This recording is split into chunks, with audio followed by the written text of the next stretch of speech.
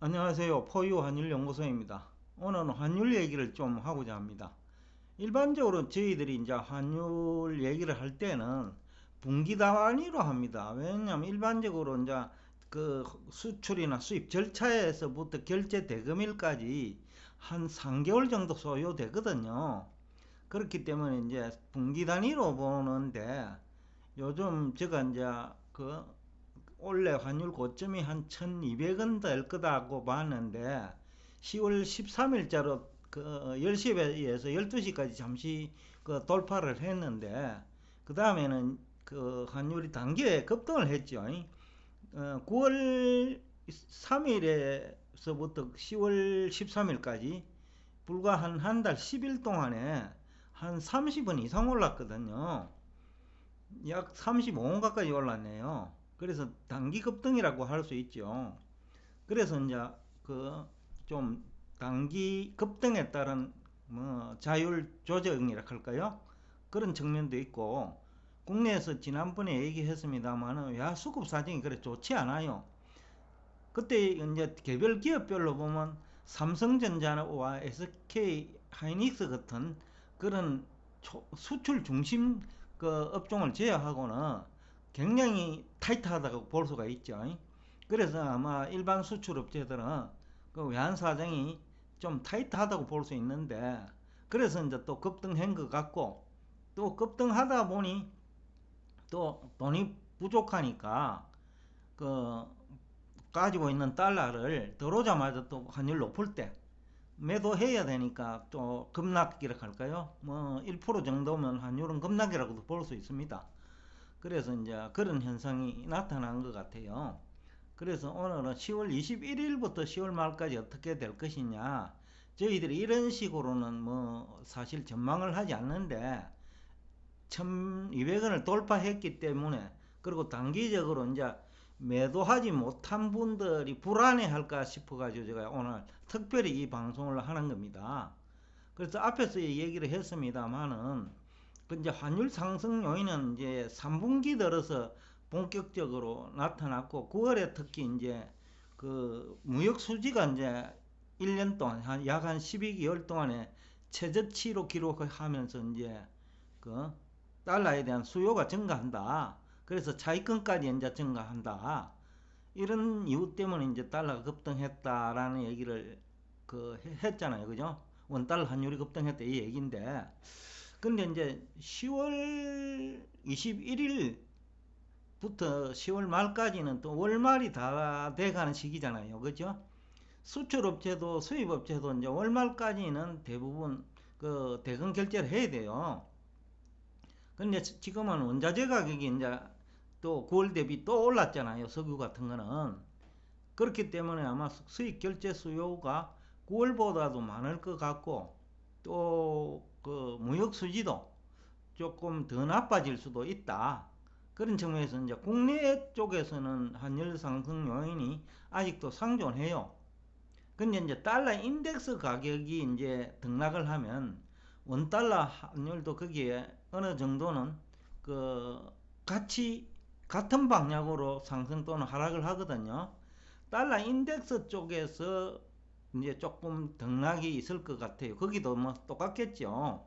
왜냐면 거기도 수출 업체가 있고 수입 업체가 있으니까 유로존이나 일본도 일본은 그래도 상대적으로 한국보다는 그 달러 수급 상황이 상대적으로 좋아요. 좋기 때문에 그 일본 때문에 문제는 생길 것 같지는 않고 근데 이제 일본 경제는 지금 실물 경제는 경제 성장률만 놓고 보면 조금 다른 선진국보다 나빠요.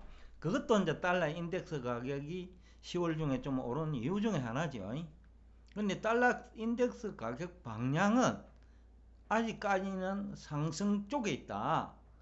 지금 그 92를 그 기본으로 보면 그 93 내지 4를 중심으로 플러스 한 1 정도 마이너스 플러스 마이너스 한 1 내지 1.5 아래쪽은 1 내지 1.2 정도 될 거고 위쪽도 뭐 그 정도밖에 안 될 것 같아요. 아직까지 뭐 크게 문제될 만큼 그 환율이 급등할 이유는 없는 거니까 달러 인덱스도 마찬가지고 원화 쪽에는 조금 이제 수급이 지금 꼬여 있는 상태이기 때문에 10월 말까지는 1200원을 다시 돌파할 가능성이 높아요.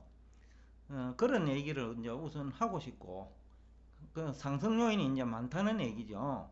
그러다가 이제 9월에 그 중국의 그 부동산 중에서 주택 매매가 한 2, 30% 감소해서 지금 자료는 만들어 놨는데, 그 중국 그 부동산 매매, 그러니까 주택이죠. 이 감소가 어떤 영향을 미칠 것이냐. 부동산 공화국이니까 실물 경제에 틀림없이 영향을 줄 거거든요.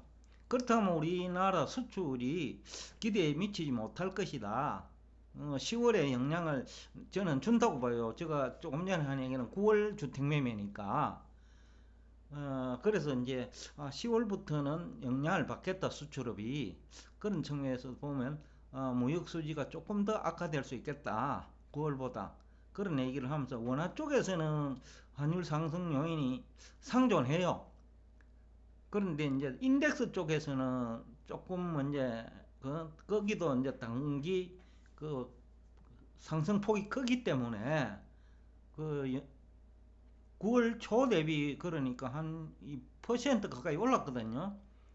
그러니까 환율이 2% 오르는 거는 많이 올란 거로 보기 때문에, 그래서 이제 그런 요인도 있었다. 그래서 조금은 조정을 받을 수 있다 했는데, 그것도 9월 20일까지, 오늘 녹화하는 날이 9월 14일이니까 20일부터는 다시 또 상승 트렌드를 그릴 수 있겠다. 월말에 이제 국제적으로 이제 원자재 수요가 지금 많단 말이에요. 원자재 가격이 올랐기 때문에.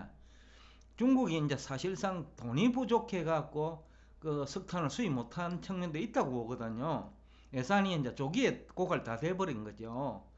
그 원자재 가격이 예상보다 많이 올라와 버렸기 때문에 그런 측면도 있는 것 같고, 그래서 국제적으로도 달러 수요는 많는데 공급이 제대로 되지 않을 수 있다라는 생각도 들고, 또 환율이 상승 국면에 있으면 우리나라 기업뿐만 아니라 국제금융시장에서도 그 공급을 안 할래 해요, 가지고 있는 사람들이. 그래서 이제 조금 생각보다 많이 오르고 이런 현상이 이제 나타나는 거거든요. 그래서 제가 앞에서도 얘기를 했는데, 그 9월 초에 9월 3일이 이제 92.1 정도 달러 인덱스가 되는데, 고점은 94.5니까 한 2.5% 정도 올랐네요.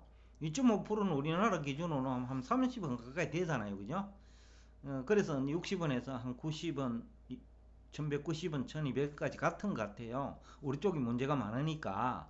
그 다음에 하락 요인은 별로 없는 것 같아요. 지금 찾아보니까.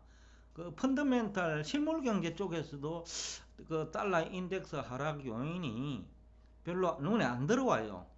중국 경제 의존도가 높은 국가는 유럽이거든요, 미국보다. 그리고 일본도 아시아에 대한 수출이 많기 때문에 일본 엔화 가치도 또 그렇고요. 또 유럽은 천연가스 가격이 오르면서 달러에 대한 수요가 또 증가했단 말이에요.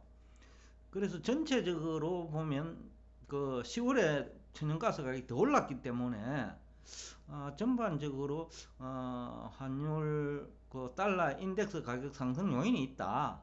다만 이제 단기 급등에 따른 그 1주 내지 2주 정도의 뭐 기술적 반등 정도, 반락이라고 해야 되겠죠. 그 조정 정도 있을 것 같다라는 얘기를 하면서 오늘 여러분과 환율에 대해서, 그것도 뭐 짧은 기간이니까 이런 거는 사실상 전망도 어려워요. 너무 짧아 가지고. 그럼에도 불구하고 여러분들한테 이제 불안 심리가 혹시 있을 것 같아 가지고 지금 오늘 이거는 특별히 제가 단기적으로 이 방송을 하게 되었습니다.